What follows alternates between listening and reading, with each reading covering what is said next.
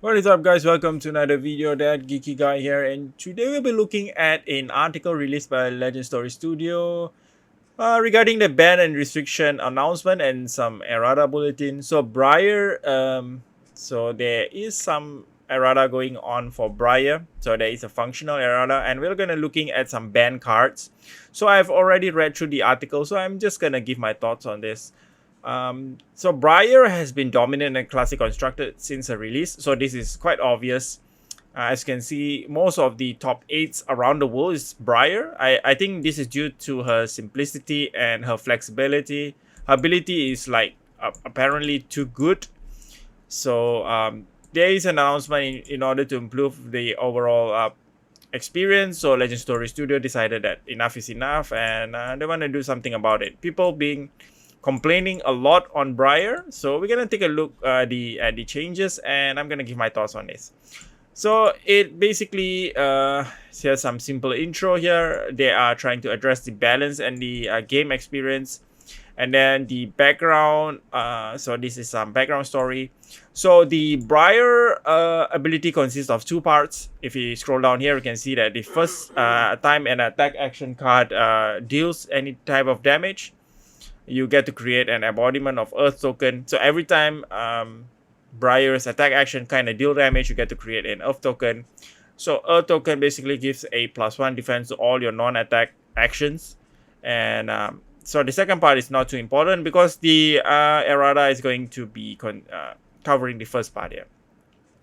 So the thing that Briar does is if she can deal a bunch of damage, even arcane damage, she gets to create a bunch of Earth tokens, which end up being a very valuable thing because she could just throw a 2 defense non-attack action and ending up defending for 6 and above. Because if the opponent decided to just take all the damage, they just could not push that much damage back due to the fact that the non-attack action is just defending so much with the presence of the Earth token in play.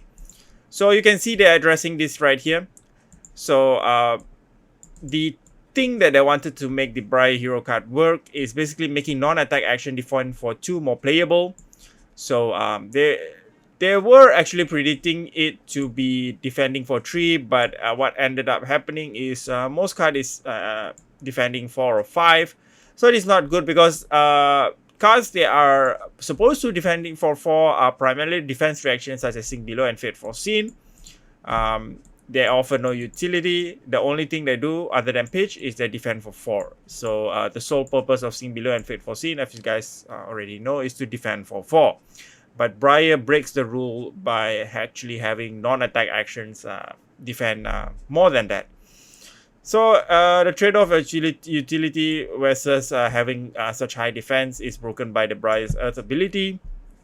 Of course, for the heroes, they're based on attacking. So this is what I said. For an aggro hero that takes a bunch of damage, even if you take those damage, you just can't push through all the Earth tokens.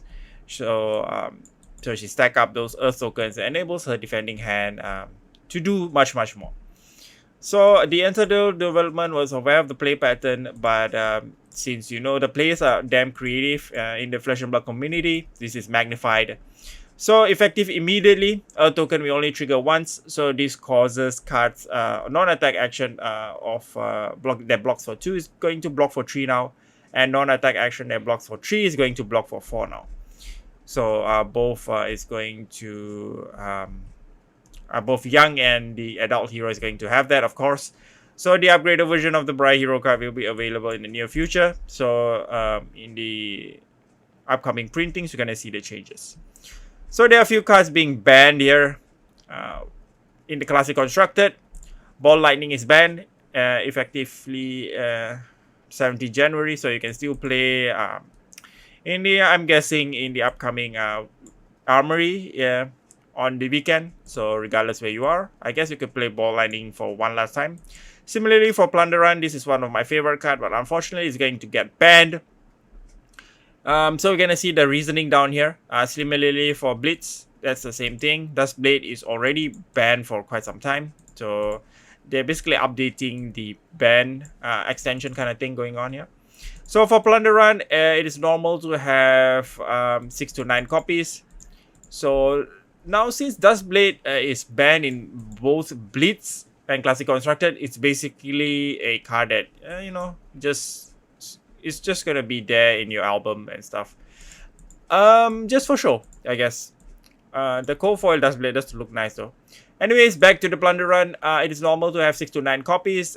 This is because a Plunder Run is so good that if you play it out in Arsenal, it gives the buff. Of course, the red one.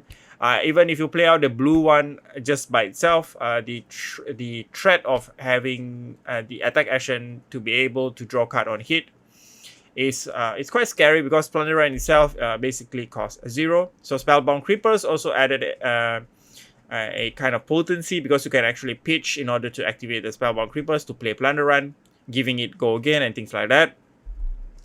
So frequently make hand evaluation default to defend with my entire hope for the best. So usually opponent wouldn't want to draw if you are playing Plunder Run, so they would just block that. So if you are playing 6 to 9 days, that is tough time for your opponent if they want to keep blocking that. Ball Lightning, I'm guessing it's for the Lightning Breer. It typically play a 6-off in Classic Constructed and a 4-off in a Blitz. Because Ball Lightning itself, as you guys know, it's a lightning card. You can use it to fuse. You can use it to attack. It deals all your attacks in the combat chain, deals 1 additional damage. So it's just too good, I'm guessing, even without the defense value. So post Errata and bans, we expect Briar to continue to be a competitive deck. Of course, with nerfs like that, I'm guessing Briar is still gonna do good. People are gonna figure out how to just make it work, like how Chain did after the ban of the seeds.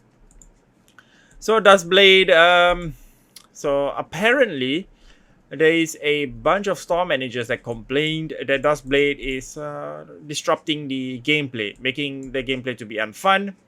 So it's on the watch list following the ban in Classic Constructed, and now it's added to the Blitz ban list. So the next schedule ban is going to be on April 5th.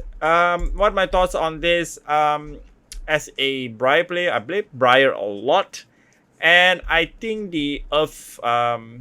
I was expecting them to actually ban the. Not really ban, but do the errata on the second part of the ability, because whenever you play any non-attack action, you get to create lightning token. That's, as a aggro Briar play, that's usually what I'm focusing on. I'm playing the Earth variation. So as for the first part, where it create a bunch of Earth token, it is useful against certain situation. Like for example, against Warrior, I would love to have a bunch of Earth token that helps me in defending. Whenever they choose to take all the damage in order to swing their weapon and stuff like that.